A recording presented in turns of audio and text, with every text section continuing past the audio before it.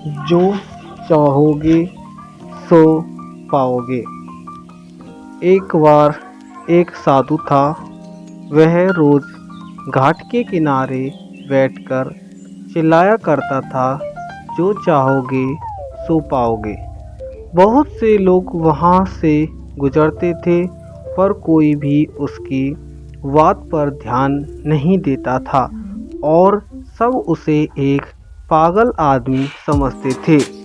एक दिन एक युवक वहाँ से गुजरा और उसने उस साधु की आवाज़ सुनी और उसके पास चला गया।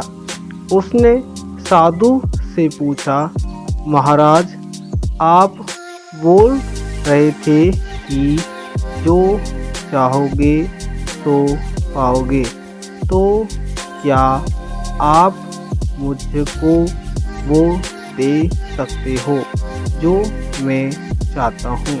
साधु उसकी बात को सुनकर बोला, हाँ बेटा, तुम जो कुछ भी चाहता है मैं उसे ज़रूर दूँगा। बस तुम्हें मेरी बात माननी होगी।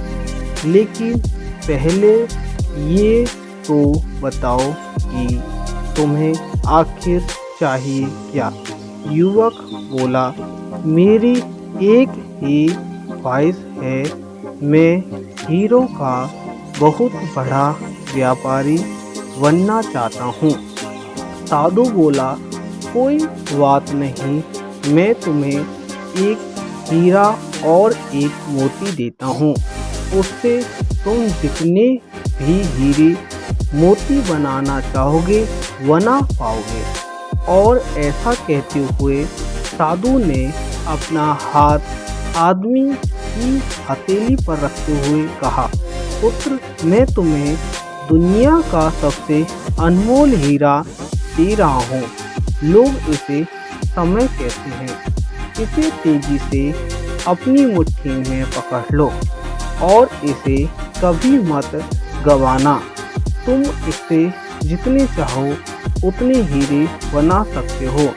युवक कभी कुछ सोच ही रहा था कि साधु उसका दूसरी हथेली पकड़ते हुए बोला, पुत्र, इसे पकड़ो, यह दुनिया का सबसे कीमती मोती है। लोग इसे धैर्य कहते हैं। जब कभी समय देने के बावजूद परिणाम ना मिले तो इस कीमती मोती को धारण कर लेना। याद रखना, जिसके पास यह मोती है वह दुनिया में कुछ भी प्राप्त कर सकता है। युवक गंभीरता से साधु की बातों पर विचार करता है और निश्चित करता है कि आज से वह कभी अपनी समय बर्बादी नहीं करेगा और हमेशा धैर्य से काम लेगा। और ऐसा सोचकर वह हीरो के एक बहुत बड़े व्यापारी के यहाँ काम शुरू करता है और अपने मेहनत और ईमानदारी के बल पर एक दिन खुद भी हीरो का बहुत बड़ा व्यापारी बनता है। दोस्तों, समय और धैर्य वह दो हीरे मोती हैं जिनके बल पर हम बड़े से बड़ा लक्ष्य प्राप्त कर सकते हैं।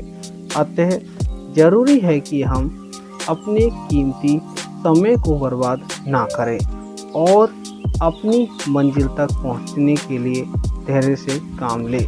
Thank you.